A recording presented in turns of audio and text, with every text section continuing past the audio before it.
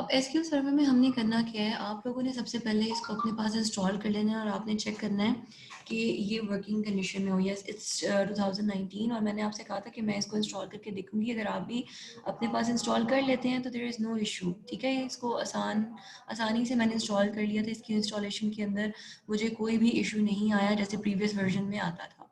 2008 में या जो प्रीवियस वर्जन्स थे उनमें जो इशू आता था उसमें ऐसा कोई इशू नहीं है, तो you can install 2019 version as well. अब मैं इसको कनेक्ट करने लगी हूँ और हमने कनेक्ट करके करना क्या है, सबसे पहले हमने अंडरस्टैंड करना है कि ये एसक्यूएल सर्वर हमें क्या फैसिलिटी प्रोवाइड कर रहा है और इसके ऊपर हम करने क्या वाले हैं। हम लोगों ने ईआर डायग्राम के अंदर ईआरडी बनानी सीखी थी, ठीक है। और ईआरडी के अंदर मैं यहाँ पे एग्जांपल बना रही हूँ कि हम लोगों ने लेट्स सपोज 2 टेबल बनाए थे। एक एम्प्लॉय टेबल था और एक हमारे पास डिपार्टमेंट टेबल था, मैम ठीक आप है। कौन सा वर्जन यूज कर रही हैं? ये आई गेस 2019 या 18 है, लेटेस्ट वर्जन ही था जो मैंने मैम वही किया था इंस्टॉल। हमें सर 2014 में करा रहे हैं। कौन सा कह रहे हैं वो? 2014 में करा रहे हैं हम वो। It's okay, no issue. देखो, जो आपके पास प्लेटफॉर्म होता है ना उसके अंदर कुछ नए फीचर्स आ रहे होते हैं हर वर्जन के साथ, बट जो एक्चुअल चीज़ आपको आनी चाहिए वो आनी चाहिए एसक्यूएल। एसक्यूएल क्या है? That's the language of database, जिसके थ्रू हमने डेटाबेस को क्रिएट करना है, उसको हमने डेटा इंसर्ट करवाना है और उस डेटा को रिट्रीव करना है। तो बेसिकली जो आपने सीखनी है ना वो आपके पास एसक्यूएल है, जो लैंग्वेज है डेटाबेस की। प्लेटफॉर्म आपके पास एसक्यूएल सर्वर होगा, प्लेटफॉर्म आपके पास एसक्यूएल बेंच होगा, प्लेटफॉर्म आपके पास ओरेकल होगा, प्लेटफॉर्म कोई भी हो, इट डजंट मैटर।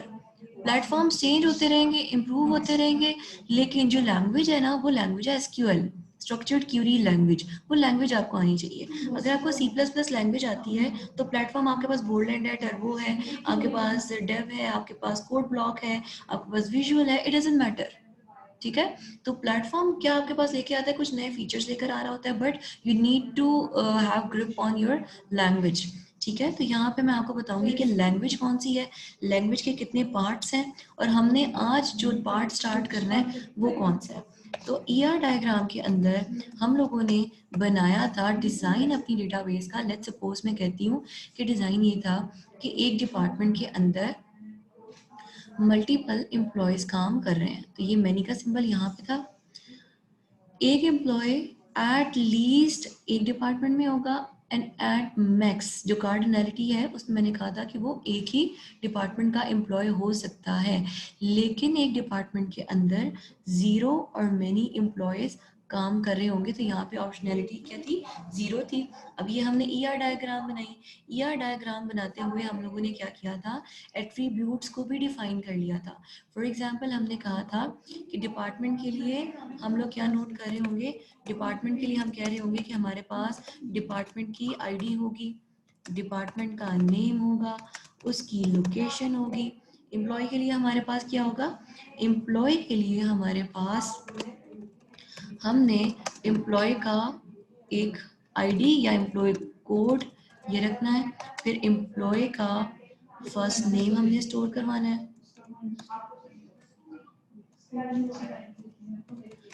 एम्प्लॉय का मिडिल नेम हमने स्टोर करवाना है, एम्प्लॉय का लास्ट नेम हमने स्टोर करवाना है,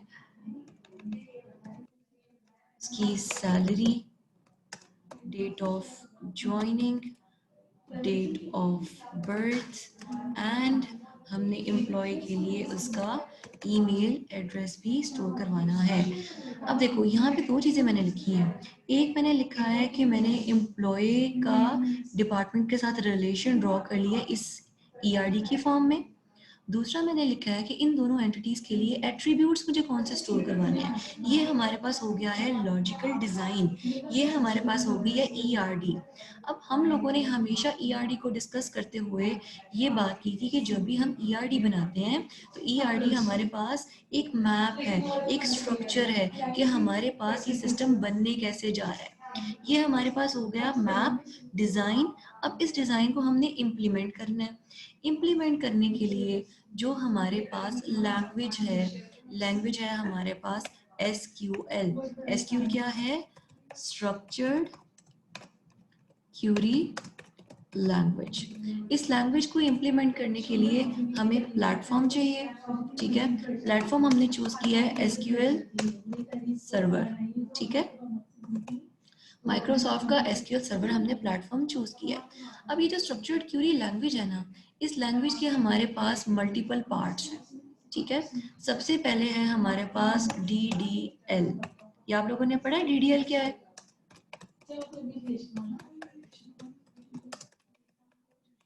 जी बच्चों, आपने पढ़ा है कि DDL क्या है, डेटा डेफिनेशन लैंग्वेज क्या है? नहीं मैम।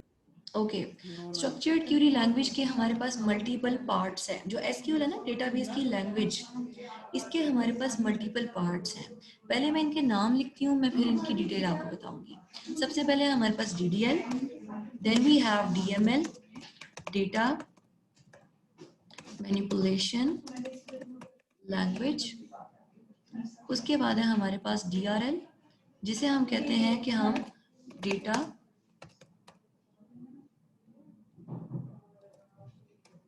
रिट्रीवल लैंग्वेज, ठीक है।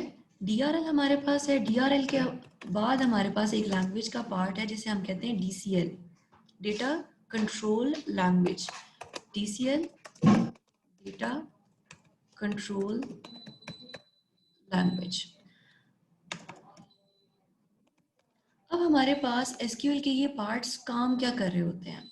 हम लोगों ने जब भी SQL यूज़ करनी है तो इसका मतलब है हम अपनी डेटाबेस को बनाना चाह रहे हैं, उसके अंदर हम कुछ डेटा स्टोर करवाना चाह रहे हैं, और फिर हम अपनी मर्जी से कंट्रोल करना चाह रहे हैं कि कौन सा यूज़र इसको एक्सेस करेगा, कौन सा यूज़र इसको एक्सेस नहीं करेगा, कौन सा यूज़र इसमें रीड राइट ऑपरेशंस कर सकता है, कौन सा यूज़र इसको सिर्फ व्यू कर सकता है। तो हमारे पास SQL क्या है? SQL बेसिकली हमारे पास स्ट्रक्चर्ड क्यूरी लैंग्वेज है, जो डेटाबेस की लैंग्वेज है, ठीक है। अब इस SQL के मैंने मल्टीपल पार्ट्स आपको बता दिए। सबसे पहले मैं बात करने जा रही हूँ DDL की। DDL के अंदर मेरे पास 3 टाइप की क्यूरीज होंगी, ठीक है। अब आपको कोई कंफ्यूजन होगी, मैं सिर्फ एक दफ़ा इसको लिख लूँ, फिर मैं आपको एक्सप्लेन करूँगी कि ये सब कुछ क्या है।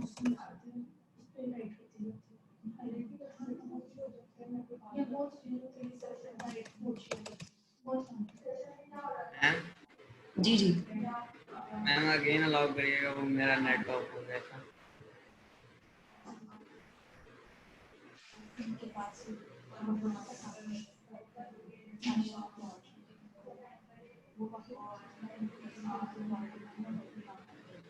ओके, हमारे पास DDL के अंदर क्या है? DDL के अंदर हमारे पास क्यूरीज हैं क्रिएट की, ऑल्टर की एंड ड्रॉप की। आज जो पोर्शन हम पढ़ने जा रहे हैं वो हमारे पास है DDL का, डेटा डेफिनेशन लैंग्वेज। अब इन लैंग्वेजेस में ना हम डिफरेंस देखते हैं। सबसे पहले मैंने इस लेक्चर को स्टार्ट करके आपको बताया कि अभी तक जो हमने पढ़ा है, हमने टॉपिक पढ़ा है डेटाबेस डिज़ाइनिंग का, जिसके अंदर हम डिज़ाइनिंग फेज से निकल के हैं। इसका मतलब है हमने ERD को डिज़ाइन करना सीख लिया है। हमें पता है कि जो हमने डेटाबेस बनानी है, इसके अंदर कितनी एंटिटीज़ हैं, उनका आपस में रिलेशन क्या है, उनके एट्रीब्यूट्स क्या हैं एंटिटीज़ के। अब हम आ गए हैं डेवलपमेंट फेज के ऊपर। डेवलपमेंट फेज के अंदर सबसे पहले हमें 2 चीज़ पता होनी चाहिए। एक तो हमने लैंग्वेज कौन सी यूज़ करनी है, दूसरा हमने प्लेटफॉर्म कौन सा यूज़ करना है। तो लैंग्वेज के बारे में मैंने आपको बताया कि हम लैंग्वेज यूज़ करते हैं डेटाबेस की, स्ट्रक्चर्ड क्यूरी लैंग्वेज। जब भी हम लोग रिलेशनल डेटाबेस की बात कर रहे हैं तो हम स्ट्रक्चर्ड क्यूरी लैंग्वेज यूज़ करेंगे, ये डेटाबेस की लैंग्वेज है। प्लेटफॉर्म कौन सा हमने यूज़ करना है? प्लेटफॉर्म हमने यूज़ करना है माइक्रोसॉफ्ट का SQL सर्वर, ठीक है। दोनों चीज़ें क्लियर होगी, डेटाबेस की लैंग्वेज कौन सी है और हम लोग प्लेटफॉर्म कौन सा यूज़ करने जा रहे हैं। अब SQL जो कि डेटाबेस की लैंग्वेज है, इसकी फर्दर हम लोगों ने पार्टीशन की है। Number 1 is data definition language. Definition language हमें बताएगी कि हम अपनी डेटाबेस को डिफाइन करने जा रहे हैं। डिफाइन करने का मतलब ये है कि जो एंटिटीज हम लोगों ने डिसाइड की थी, now with the help of data definition language we are going to define our database, we are going to build the structure of our database. मतलब इसका ये है कि इन एंटिटीज को, इन रिलेशंस को देखते हुए अब हमने टेबल्स को क्रिएट करना है। अब हमने टेबल्स के अंदर एट्रीब्यूट्स को क्रिएट करना है। इन एंटिटीज के दरमियान, इन टेबल्स के दरमियान रिलेशनशिप को हमने क्रिएट करना है। ठीक है, क्रिएट कर रहे हैं हम रिलेशंस को, एंटिटीज को, एट्रीब्यूट्स को। हम लोग डीडीएल के अंदर दूसरा जो काम करते हैं वो काम होता है ऑल्टर करने का। देखो, जब एक चीज बन जाती है ना, उस बनी हुई चीज को हम रिक्रिएट नहीं कर सकते। अगर आपने एक टेबल बना ली है ना, उस टेबल को आपने क्रिएट कर लिया, आप रिक्रिएट नहीं कर सकते। अगर आपने उसके अंदर कोई मॉडिफिकेशन करनी है ना, तो हम उसको कहते हैं हम इस टेबल को ऑल्टर कर रहे हैं। एक ड्रेस जो आप खरीद के ले आए हैं, आप उसको दोबारा बना नहीं सकते, वो एक दफा स्टिच हो चुका हुआ है, आप उसको ऑल्टर करते हैं।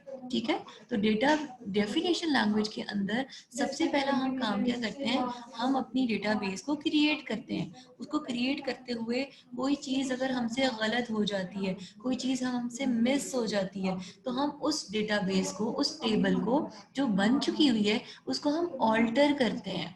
ऑल्टर करने के बाद हमें ऐसा लगता है कि लेट्स सपोज ये टेबल मुझसे एक्स्ट्रा बन गया है, ये कॉलम मुझसे एक्स्ट्रा बन गया है, तो उस कॉलम को, उस टेबल को हम ड्रॉप कर सकते हैं। हम खत्म करने को ड्रॉप का नाम देते हैं। जब हम डेटाबेस की स्ट्रक्चर लेवल की बात करते हैं, तो हम कहते हैं we are going to create the table, we are going to create the attribute, we are going to create the relationship. जब वो बन गया एक दफा, उसमें कुछ आपने ऑल्टरेशन करनी है, मॉडिफिकेशन करनी है, तो हम ऑल्टर की क्यूरीज यूज करते हैं। We are going to alter this table, we are going to alter this attribute, we are going to alter this relationship. अगर कोई चीज अननेसेसरी है, गलत है, we don't need it, then we will drop that database, we will drop the table, we will drop the attribute. ठीक है, तो जब हमने स्ट्रक्चर लेवल की बात करनी है बिल्डिंग के डेटाबेस की, तो क्रिएट, ऑल्टर एंड ड्रॉप, ये 3 टाइप की क्यूरीज यूज हो रही होंगी।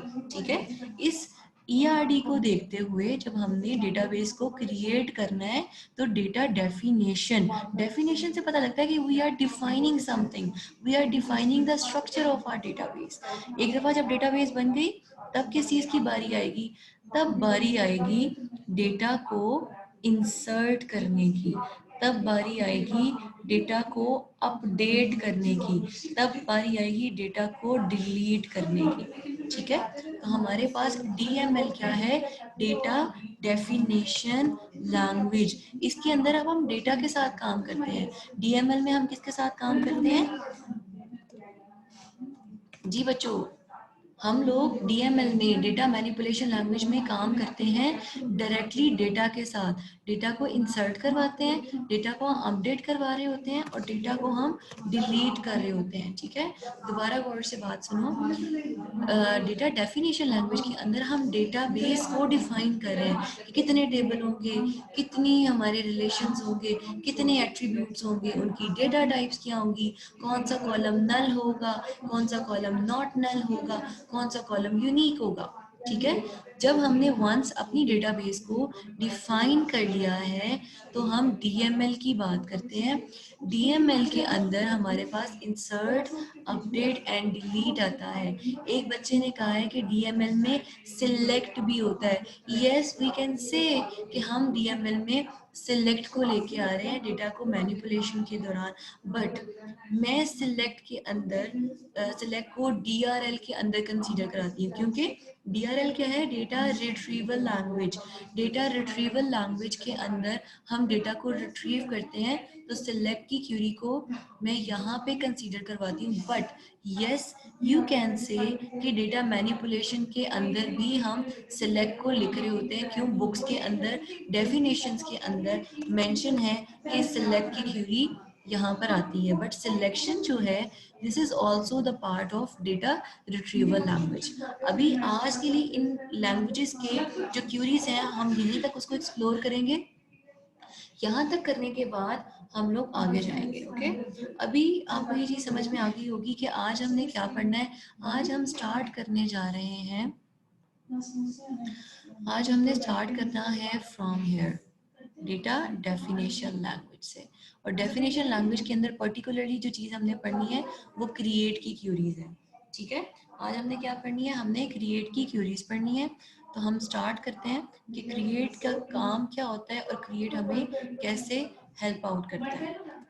ओके, तो सबसे पहले आप लोगों ने जब अपने पास एसक्यूएल सर्वर को इंस्टॉल कर लिया है और आपने क्या काम किया है, आपने अब एसक्यूएल की क्यूरीज को यूज करते हुए डेटाबेस को क्रिएट करना है। ठीक है, लेट्स सपोज ये आपके पास एक ईआरडी बनी हुई है। मैंने अभी सिर्फ 2 एंटिटीज की एग्जांपल ली है। आपके पास ईआर डायग्राम के अंदर मल्टीपल एंटिटीज होती है, 5, 10, 15, 20, 25, बहुत सारी। जितना बड़ा सिस्टम होगा उतनी ज्यादा एंटिटीज होंगी, उतने ज्यादा रिलेशनशिप्स होंगे।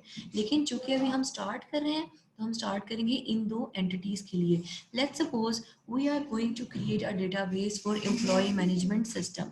तो सबसे पहले इन ईआरडीज को बनाने के लिए हमें क्या करना है, एक डेटाबेस को क्रिएट करना है। देखो, हर एंटिटी के अगेंस्ट क्या बनता है, एक टेबल बनता है। ठीक है, तो उन टेबल्स को स्टोर करवाने के लिए सबसे पहले मुझे क्रिएट करनी पड़ेगी एक डेटाबेस। तो मुझे डेटाबेस क्रिएट करनी है तो बहुत आसान लैंग्वेज है एसक्यूएल। एसक्यूएल एक बहुत आसान लैंग्वेज है जिसके अंदर जैसे हम बोलते हैं वैसे हम लिखते हैं। तो ये मैंने कमेंट देने के लिए यहाँ पे सिंबल लगाया और मैं लिख रही हूँ कि हम लोग डीडीएल पढ़ रहे हैं। डीडीएल के अंदर हम कौन सी क्यूरीज पढ़ने लगे हैं, डीडीएल के अंदर आज हम क्रिएट की क्यूरीज यूज करने जा रहे हैं। ओके, क्रिएट करना है हमने डेटाबेस को, डेटाबेस का हमने एक नाम रखना है। तो मैं एम्प्लॉय मैनेजमेंट सिस्टम बनाने जा रही हूँ। ठीक है, ये क्यूरी मैंने लिखी, इसको मैंने किया सिलेक्ट और कर दिया execute. Okay, command completed successfully, that means कि मेरी ये डेटाबेस क्रिएट हो चुकी है।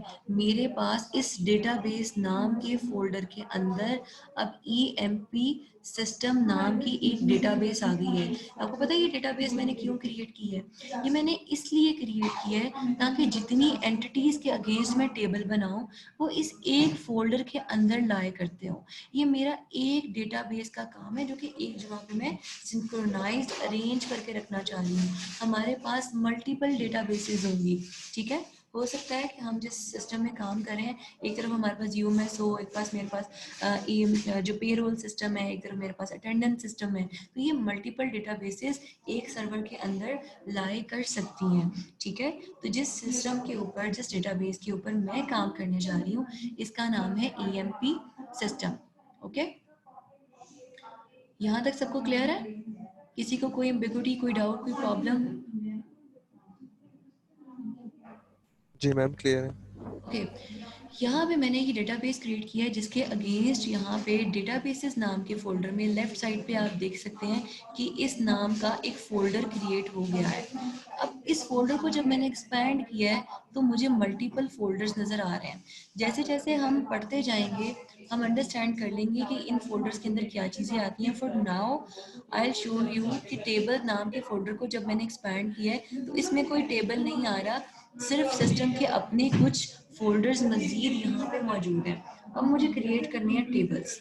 ठीक है, सबसे पहले मैं क्रिएट करूँगी टेबल फॉर डिपार्टमेंट। ठीक है, तो मैंने क्या लिखा है, create table department.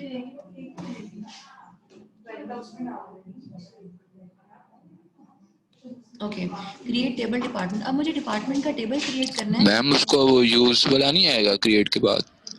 Oh yes, हम लोग यहाँ पे यूज के बाद हम डेटाबेस का नाम लिखते हैं।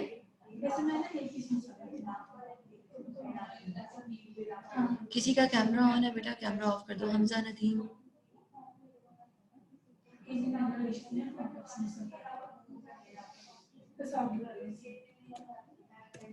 ओके अब हम लोग पता है क्या चाह रहे हैं कि जो काम जितने भी हम टेबल्स बनाएं वो इस पर्टिकुलर डेटाबेस के अंदर स्टोर होने चाहिए। ये काम करने के दो तरीके हैं, ठीक है। नंबर वन मेथड इज कि जो ड्रॉप डाउन लिस्ट आपको यहाँ पे विजिबल है ना, इसमें से जिस डेटाबेस पे आपने काम करना है उस डेटाबेस को आप सिलेक्ट कर लें। दूसरा वे आपके पास ये है कि आपने लिखना है यूज़ के बाद आपने डेटाबेस का नाम लिखना है एंड देन गो। ये इसको आप करेंगे सिलेक्ट और एग्जीक्यूट करेंगे। अब मैं आपको एक चीज़ बताऊंगी कि हमने हमेशा जब भी कोई कोड एग्जीक्यूट करना है एसक्यूएल सर्वर के अंदर तो उस कोड को करेंगे हम सिलेक्ट और उसके बाद हम उसके करेंगे एग्जीक्यूट। इसकी रीज़न कोई बताएगा कि इसकी रीज़न क्या है? स्पेसिफिक कमांड को हम एग्जीक्यूट करेंगे। एग्जैक्टली हम स्पेसिफिक कमांड को एग्जीक्यूट करना चाहते हैं। इस पेज के ऊपर हमारे पास बहुत सारी क्यूरीज लिखी होंगी, ठीक है। और ये C++ नहीं है। C++ में क्या होता था कि हम लोग एक कोड को बार बार एग्जीक्यूट कर रहे होते थे। जब भी हम एग्जीक्यूट करते थे दोबारा वो वेरिएबल्स बनते थे, दोबारा मेमोरी एलोकेट होती थी एंड सो ऑन। लेकिन एसक्यूएल सर्वर के अंदर जब हमने एक दफ़ा एक डेटाबेस को क्रिएट कर लिया है वो हमारे पास सेव हो गई है। हम एक ही दफ़ा किसी चीज़ को क्रिएट कर सकते हैं। अगर एक टेबल हमने बनाई है तो वो टेबल बन गई है, हम उसका बार बार रिक्रिएट नहीं कर सकते, ठीक है। तो बार बार हमने किसी चीज़ को क्रिएट नहीं करना, वो एक दफ़ा चीज़ बन गई है। तो जो कोड जो हमने चीज़ नहीं लिखी है सिर्फ हम उसको सिलेक्ट करते हैं और उस पर हम काम करते हैं। गो मैंने यहाँ पे इसलिए यूज़ किया है कि मैं चाह रही हूँ कि फर्दर जितनी क्यूरीज एग्जीक्यूट हो वो इसके बाद एग्जीक्यूट हो। यूज़ करना है डेटाबेस को, गो का मतलब नाउ स्टार्ट वर्किंग। ओके अब मैंने लिखा है क्रिएट टेबल। क्रिएट टेबल के बाद अब हमने क्या लिखना होता है, डेटाबेस के अंदर हम लोग सबसे पहले लिखते हैं वेरिएबल नेम एंड देन हम उसको प्रोवाइड करते हैं डेटाबेस की डेटा टाइप, ठीक है। हम कह रहे हैं कि ये जो डिपार्टमेंट आईडी है ये मेरे कॉलम का नाम है। कॉलम का नाम लिखने के बाद फौरन हमने बतानी होती है डेटा टाइप। इस डेटा टाइप को बताने के बाद मैं लिखूंगी कि ये हमारी प्राइमरी की है। ओके प्राइमरी की मैंने इस कॉलम को रखा है और मैं चाह रही हूँ कि मेरा ऑटो इंक्रीमेंट कॉलम हो। आपको पता है ऑटो इंक्रीमेंट कैसे रखते हैं, आपने लैब में सीखा है। ऑटो इंक्रीमेंट हमने किसी कॉलम को रखना है तो हम कैसे रखते हैं?